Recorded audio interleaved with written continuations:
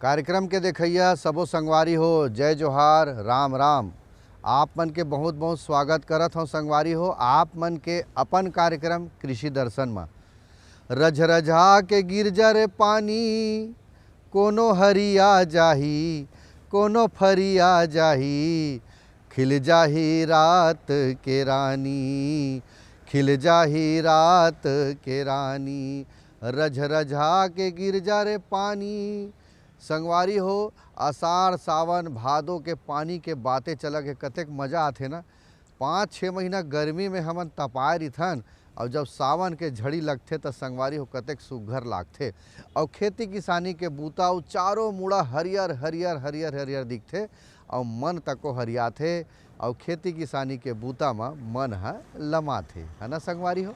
तो संगवारी हो आप मन सबो झन अभी खेती किसानी के बूता में लमाए हो। गजब अकन 30 तिहार लग तको मना डरेन और लगती अषाढ़ ले हमर छत्तीसगढ़ के 30 तिहार है शुरू हो जाते। तो संगवारी हो यही तिहार के बीच में हमन खेती किसानी तको करथन। तो संगवारी हो मोर पाछू में आप मन देखत हो फसल दिखत है, मक्का बरोबर दिखत है, लेकिन मक्का नो है संगवारी हो, वो हरे ज्वार, है ना, जेला अंग्रेजी में सोरगम तको कथे।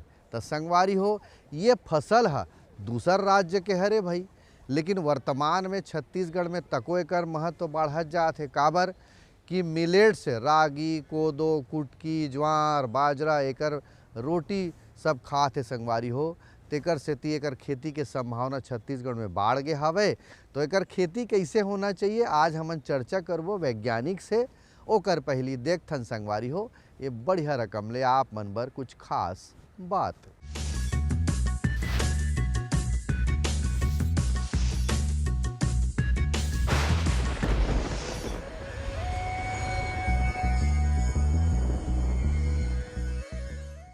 जैसा कि आप जानते हैं करेला एक बहुत ही महत्वपूर्ण सब्जी वाली फसल है और हर सीज़न में करेला उगाया जा सकता है और हर सीज़न में करेला का जो मार्केट में डिमांड रहता है वो हमेशा बना रहता है, क्योंकि इसमें बहुत सारे औषधीय गुण भी होते हैं। और मैं ये भी बताना चाहूँगा कि हमारा छत्तीसगढ़ का जो जलवायु है करेला के उत्पादन के लिए बहुत ही अच्छा है।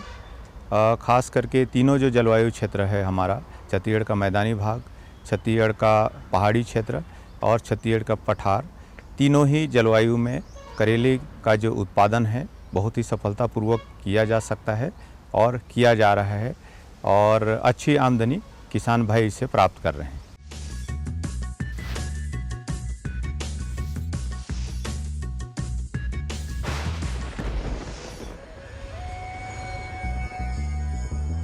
तो संगवारी हो संदेश के बाद शुरू करन आज के चर्चा। ज्वार के खेती से लाभ ये विषय है। वैज्ञानिक है डॉक्टर आदिकांत प्रधान जी, प्रमुख वैज्ञानिक इंदिरा गांधी कृषि विश्वविद्यालय के। आप मन डाले सवाल छत्तीसगढ़ के जलवायु के हिसाब से ज्वार के खेती के कतेक संभावना है, ज्वार के का महत्ता है, का एकर गुणवत्ता है, काबर एकर खेती करबो छत्तीसगढ़ में। आवो संगवारी हो देखथन का कहा थे प्रधान जी है। छत्तीसगढ़ की जलवायु जो परिस्थितियां हैं वो हमारे ज्वार के उत्पादन के लिए अनुकूल है, क्योंकि यहाँ के जो जलवायु है थोड़ी सी गर्मी है और थोड़ी सी नरमी है, आर्द्र जलवायु होने के कारण और वर्षा की मात्रा अधिक अच्छी होने के कारण इसे वर्षा आधारित कृषि के रूप में भी किया जा सकता है। सबसे अच्छी बात यह है कि ये किसी प्रकार की भूमि में भी उगाया जा सकता है, इसलिए इसका जो खेती है पूरे छत्तीसगढ़ में किया जा सकता है। और छत्तीसगढ़ में विशेषकर इसका जो खेती है वो खेती जो है उच्चवन भूमि से लेकर नीचे वाली जो भूमि है उसमें भी किया जा सकता है और इसे खरीफ ही ऋतु में नहीं अपितु इसे आप ग्रीष्म काल में भी उगाया जा सकता है। और जलवायु के अनुरूप इसमें जो तापमान होता है वो तापमान इसमें 40 से ऊपर जो सेल्सियस होता है, 40 डिग्री से ऊपर का जो तापमान होता है उसे भी सहन करने की क्षमता होती है, विशेषकर ये ज्वार और उस ज्वार प्रजाति और मिलेट प्रजाति की। तो इसे आसानी से हम लोग गर्मी में भी उगा सकते हैं और उत्पादन क्षमता भी अच्छी होने के कारण इस जलवायु के लिए बहुत अच्छा माना जाता है इसे। किसान भाइयों, ज्वार की खेती भारत में प्राचीन काल से होती आई है। भारत में ज्वार की खेती मोटे दाने वाली अनाज फसल और हरे चारे के रूप में की जाती है। पशुओं के चारे के रूप में ज्वार के सभी भागों का इस्तेमाल किया जाता है। यह एक प्रकार की जंगली घास है जिसकी बाली के दाने मोटे अनाजों में गिने जाते हैं। ज्वार कम वर्षा वाले क्षेत्रों में अनाज तथा चारा दोनों के लिए बोई जाती है। ज्वार की खेती सिंचित और असिंचित दोनों जगहों पर की जा सकती है। भारत में ज्वार की खेती खरीफ की फसलों के साथ में की जाती है। इसके पौधे 10 से 12 फीट की लंबाई के हो सकते हैं, जिनको हरे चारे के रूप में कई बार काटा जा सकता है। इसके पौधे को किसी विशेष तापमान की आवश्यकता नहीं होती। ज्यादातर किसान भाई इसकी खेती हरे चारे के रूप में ही करते हैं, लेकिन कुछ किसान भाई इसे व्यापार के लिए भी उगाते हैं। किसान भाइयों, ज्वार की अच्छी फसल उत्पादन के लिए उचित बीज मात्रा के साथ उचित दूरी पर बुआई करना आवश्यक होता है। बीज की मात्रा, उसके आकार, अंकुरण प्रतिशत, बुआई का तरीका और समय बुआई के समय में उपस्थित नमी की मात्रा पर निर्भर करता है। 1 हेक्टेयर क्षेत्रफल वाले खेत में ज्वार की बुआई के लिए 12 से 15 किलोग्राम बीज की आवश्यकता पड़ती है। इसके लिए क्या करना है, सबसे पहले हमारी जो भूमि होती है उसे 2 बार खड़ी और आड़ी जुताई कर देना चाहिए कल्टीवेटर से, और तीसरी बार इसमें हल्का रोटावेटर चलाना चाहिए, जिससे आसानी से सीड ड्रिल से, सीड कम फर्टिलाइज़र जो ड्रिल है उससे बुआई किया जा सकते। ज़्यादातर किसान क्या है छिड़काव विधि से करते हैं, लेकिन उससे उत्पादन और जो बढ़वार है पौधे का वो अच्छा नहीं हो पाता, इसलिए इसे सीड ड्रिल से कतारों में बोना चाहिए। और कतार पर बोने से ये फ़ायदा होता है कि आपकी जो बीच में आने वाले खरपतवार हैं, अन्य प्रकार की जो आपस में जो कंपटीशन होता है वो कम होने लगता है। और भूमि की तैयारी में विशेषकर इस बात का ध्यान रखना चाहिए कि भूमि थोड़ी नमी होना चाहिए। ज़्यादा नमी होने पर इसके बीज अच्छे से अंकुरित नहीं हो पाते हैं, तो इस दशा में ही हमेशा इसका बुआई करना चाहिए। नमी की दशा में भूमि की तैयारी नहीं करना चाहिए, जिसके कारण इसमें थोड़ा सा गीलापन होने पर इसका अंकुरण अच्छा नहीं होता, साथ ही साथ इसका जमाव भी अच्छा नहीं हो पाता है। ज्वार के बीजों की बुआई से पहले बीजों को उपचारित करके बोना चाहिए। बीजोपचार के लिए कार्बेंडाजिम 2 ग्राम अथवा एप्रोन 35 SD 6 ग्राम कवकनाशी दवाई प्रति किलोग्राम बीज की दर से बीजोपचार करने से फसल पर लगने वाले रोगों को काफी हद तक कम किया जा सकता है। इसके अतिरिक्त बीज को जैविक खाद एजोस्पाइरिलम व PSB से भी उपचारित करने से 15 से 20% अधिक उत्पादन लिया जा सकता है। किसान भाइयों, सीड ड्रिल द्वारा बुआई करना सर्वोत्तम रहता है, क्योंकि इससे बीज समान दूरी पर एवं समान गहराई पर पड़ता है। ज्वार का बीज बुआई के 5 से 6 दिन बाद अंकुरित हो जाता है एवं छिड़काव विधि से रोपाई के दौरान किसान भाई पहले से तैयार समतल खेत में इसके बीजों को छिड़क कर रोटावेटर की सहायता से हल्की जुताई कर लें। जुताई हलों के पीछे हल्का पाटा लगाकर करें, इससे ज्वार के बीज मिट्टी में अंदर दब जाते हैं, जिससे बीजों का अंकुरण अच्छे से होता है। ज्वार की बुआई है उसके 2 विधियाँ हैं। एक तो जो पारंपरिक विधियां हैं जिसमें छिड़काव विधि से किया जाता है, जिसमें बीज की मात्रा अधिक लगती है और उत्पादन में अनियमितता रहता है। इसके जगह में जो हमारा जो इम्प्रूव्ड है मेथड या फिर जो किस्म जो विधि है वो है कतार बोनी है। कतार बोनी के लिए हम हल के पीछे कुंडों में बुआई कर सकते हैं, और दूसरा जो है सीड कम फर्टिलाइज़र ड्रिल आता है, उसके माध्यम से हम 45 सेंटीमीटर की दूरियों में कतार बनाकर उसमें बुआई करें, तो उसी कुंड में बीज और उसी कुंड में खाद होने के कारण इनका जो पोषक तत्व है हमारे फसल को ही मिलता है, खरपतवार को नहीं मिलता है, और खरपतवार की संख्या भी कम आती है, और साथ साथ खरपतवारों का नियंत्रण भी आसानी से हो जाता है, क्योंकि 2 कतारों के बीच में आसानी से कोई भी हम अंतर्वर्ती कृषि कर सकते हैं। गुड़ाई और करके हम खरपतवारों को नष्ट कर सकते हैं प्रारंभिक अवस्था में। ज्वार होता है इसमें सीधी बोनी किया जाता है, इसमें किसी प्रकार की नर्सरी की आवश्यकता नहीं होती है। कुछ जगहों पर जहाँ पे बहुत अत्यधिक पानी या फिर पानी की कमी है या अधिक वर्षा होता है, उन क्षेत्रों में कई जगह में करते हैं रोपाई नर्सरी लगाकर या थरा डालकर, लेकिन वो विधि अभी तक जो है हमारे व्यावसायिक रूप से अख्तियार नहीं किया गया है, वह उसे स्वीकारा नहीं गया है, क्योंकि उस विधि में लेबर और उसके लागत बढ़ने के कारण उसका उत्पादन में प्रतिकूल प्रभाव पड़ता है।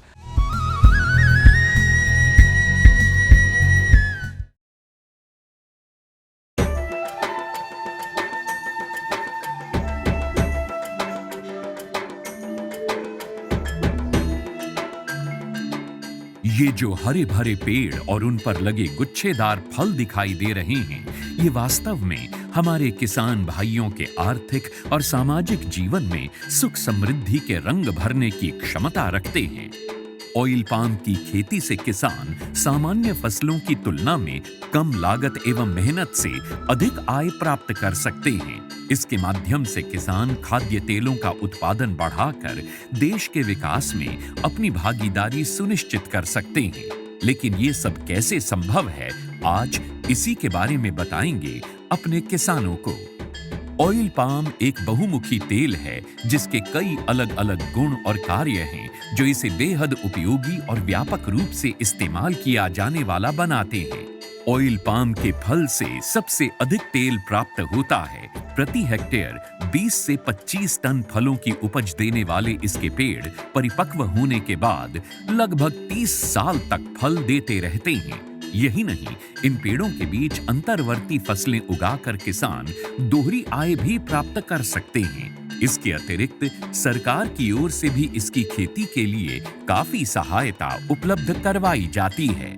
भारत सरकार की ओर से 2021-22 में खाद्य तेलों पर राष्ट्रीय खाद्य तेल मिशन, तेल palm national mission on edible oils, oil palm NMEO-OP की शुरुआत की गई। इसके अंतर्गत किसानों को ऑयल पाम की पौध सामग्री, अंतर्वर्ती खेती एवं रखरखाव, ड्रिप सिंचाई, डीजल, बिजली, सोलर पंप सेट, बोरवेल, फल कटाई उपकरणों एवं पुराने पौधों की पुनः रोपाई के लिए सब्सिडी प्रदान की जाती है। इस मिशन के अंतर्गत किसानों को 1 से 5 लाख तक की राशि प्रति हेक्टेयर की वित्तीय सहायता उपलब्ध कराई जाती है। सरकार द्वारा ऑयल पाम के पौध सामग्री के लिए 20 से 29 हज़ार रुपये प्रति हेक्टेयर की सहायता मिलती है। इसके अलावा भी सरकार पहले 4 साल तक 42,000 रुपये प्रति हेक्टेयर की सहायता अंतर्वर्ती फसल एवं रखरखाव के लिए भी मुहैया कराती है। इस मिशन के अंतर्गत ड्रिप सिंचाई के लिए 30,000 रुपये प्रति हेक्टेयर की सहायता अतिरिक्त दिया जाता है। साथ ही किसानों के लिए फसल कटाई मशीन और ट्रैक्टर ट्रॉली की खरीद के लिए भी सहायता का प्रावधान है। कुछ किसानों के मन में ये शंका है कि ऑयल पाम के पेड़ों की सिंचाई के लिए अधिक मात्रा में पानी की आवश्यकता होती है। ये पर्यावरण के लिए ठीक नहीं है। कुछ ये भी कहते हैं कि ये धरती के उपजाऊपन के लिए भी हानिकारक हैं। किंतु जिन किसानों को ऑयल पाम की खेती से आज लाखों रुपए की वार्षिक आय प्राप्त हो रही है, उनका कहना है कि ये सारे संचय निराधार हैं। ऑयल पाम का खेती में धान और गन्ने से कम पानी लगता है। इसमें गवर्नमेंट का तरफ से ड्रिप सिंचाई के लिए पैसा भी दिया जाता है। मैंने 2015-16 से ऑयल पाम की खेती की है और इससे पर्यावरण को कुछ नुकसान है ही नहीं। और इनका जो पेड़ पौधा होता है, इनसे हम मल्चिंग भी यूज करते हैं और इनका यूज से हम काफ़ी सारा ज़मीन में नमी लेते हैं। और इनके अंदर इंटरक्रॉप जो है, जो कपास वगैरह लगाते हैं तो हम डबल गुण आय लेते हैं और अच्छा रहता है। ऑयल पाम की खेती के लिए मुझे सरकार ने पौधे सीडलिंग देते हैं। वो जब बड़ा हो जाता है, जो फल जो देता है, हर महीने सरकार उसी फल खरीदने के लिए एक रेट बना के देते हैं। वही रेट पे कंपनी खरीद लेते हैं। मैं काट के इकट्ठा कर देता हूँ, कंपनी उठा के लिए जाते हैं। ऑयल पाम के लिए सरकार उत्पादों की तत्काल खरीद करती है। साथ ही सरकार एक वायबिलिटी मूल्य भी घोषित करती है, ताकि यदि भाव अचानक गिर जाए तो उस अंतर का भुगतान सरकार किसानों को करती है। सच तो ये है कि ऑयल पाम की खेती हमारे किसानों को और अधिक समृद्ध और ग्रामीण अर्थव्यवस्था को और अधिक सशक्त बना रही है। आप भी इसकी खेती और सरकारी सहायता का लाभ उठाएं और अपनी आर्थिक स्थिति को बेहतर बनाएं।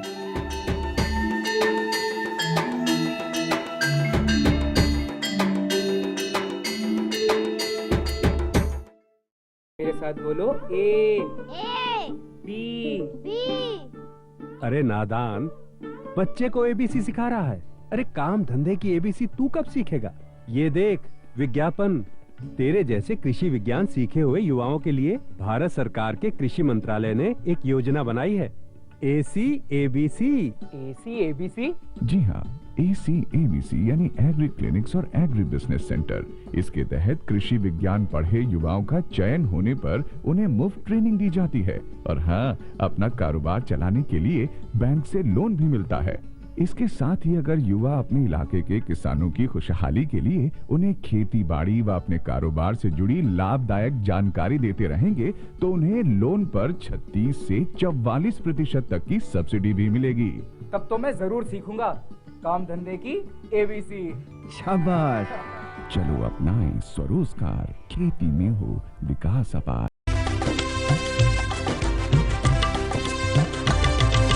सहकारिता के बल पर विकास के लिए उठे कदम, जन सहकार की ताकत लेकर आगे बढ़ते जाएं हम। जन जन ने इस क्रांति में है विश्वास जगाया, हम सब ने मिलकर विकास का परचम है फहराया। सहकारिता है अपने विकास की पहचान, नए दौर में सहकारिता ही भारत का अभिमान। कृषि मंत्रालय भारत सरकार द्वारा जनहित में जारी। गांव-गांव और शहर-शहर में बात चली, राष्ट्रीय बागवानी मिशन की लहर चली। आसान हुआ अब फल फूल मसाले उगाना, नर्सरी लगाना और जैविक खेती अपनाना। अब हुआ तकनीकी प्रशिक्षण पाना आसान, विपणन के लिए भी है सहायता के प्रावधान। अधिक जानकारी के लिए जिला बागवानी अधिकारी या राज्य बागवानी निदेशक से संपर्क करें। राष्ट्रीय बागवानी मिशन, जीवन संवारे, खुशियां फैलाए। तो संगवारी हो, किसान भाइयों, देखे हो कैसे प्रकार के किस्म लगाना है और नर्सरी लगा के ज़रूरत नहीं है, बीज लगाना है और बीजोपचार करके लगाना है। ये बात ल बताई से किसान भाइयों। यहाँ इंदिरा गांधी कृषि विश्वविद्यालय से हैदराबाद के जो संस्था है ओकर माध्यम से उन्नत किस्म के बीज निकाले है और सीड ड्रिल के माध्यम से भी कतार से कतार के बोनी कर सकत हो और धान के छिटका बुआई करथन वैसने भी कर सकत हो। ये दो पद्धति बताई से किसान भाइयों। अब बात आते कि सिंचाई कैसे करबो, पानी कैसे देबो, है ना भाई। सबो मौसम में लगा सकत हन, लेकिन ज्वार में पानी के प्रबंधन कैसे करना है आवा संगवारी हो जानथन।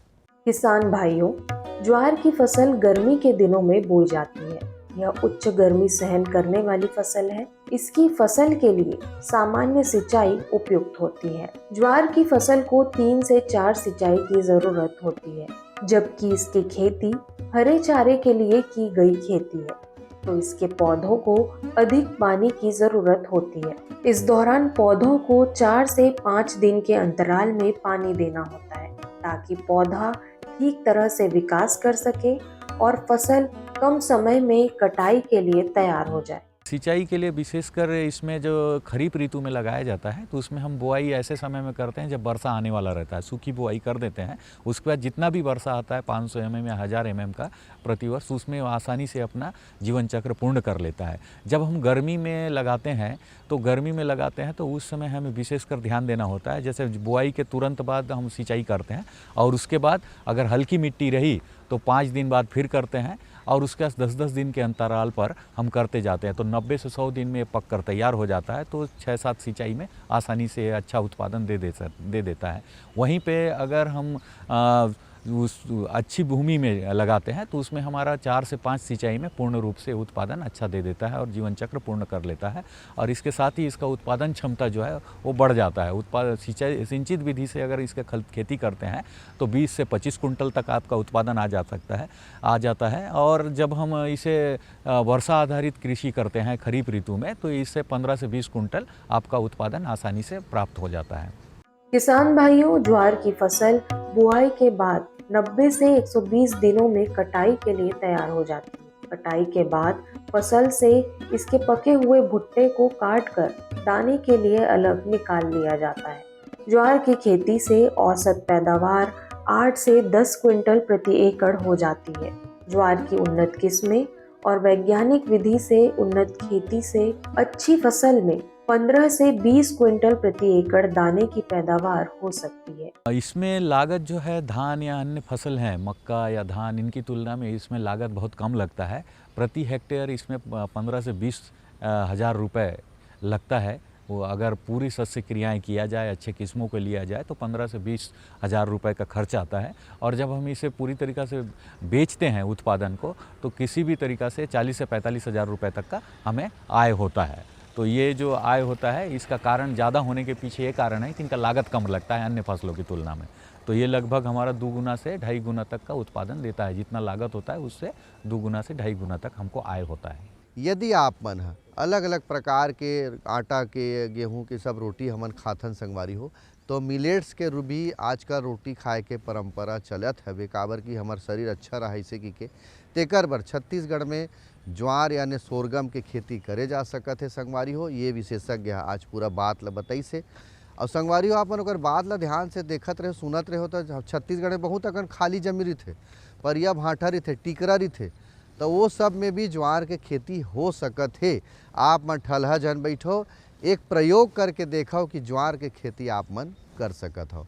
संगवारी हो ये तो रही चर्चा, अब बेरा हो गए मनोरंजन के, तो आओ देखथन छत्तीसगढ़ी गीत। झिलारी बोईरा तरी, झिलारी बोईरा तरी, झिलारी बोईरा तरी हो। झूला झूला बसरी बजावे श्याम, झिलारी बोईरा तरी हो। झिलारी बोईरा तरी, झिलारी बोईरा तरी, झिलारी बोईरा तरी हो।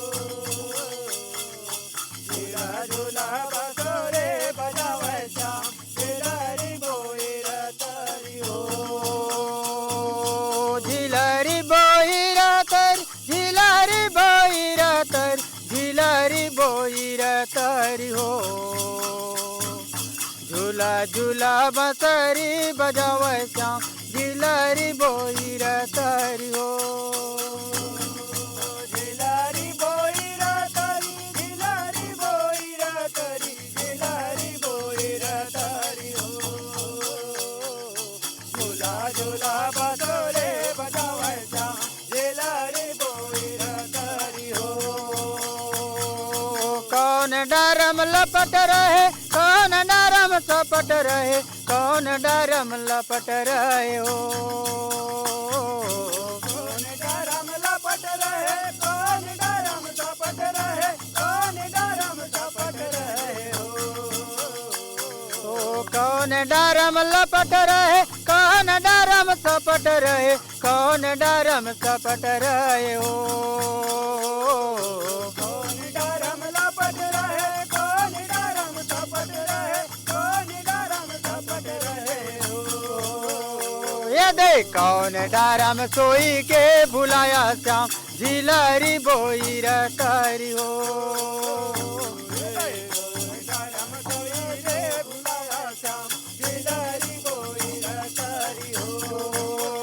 ये दे कौन डरम सोई के भुलाया श्याम, झिलारी बोईरा तरी हो।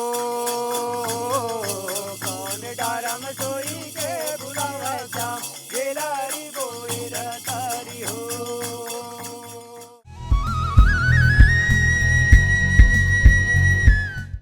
तो किसान भाई हो, गीत संगीत के आनंद लेहन और छत्तीसगढ़ में एक नवा खेती ज्वार यानी सोरगम के खेती आप मन कर सकत हो।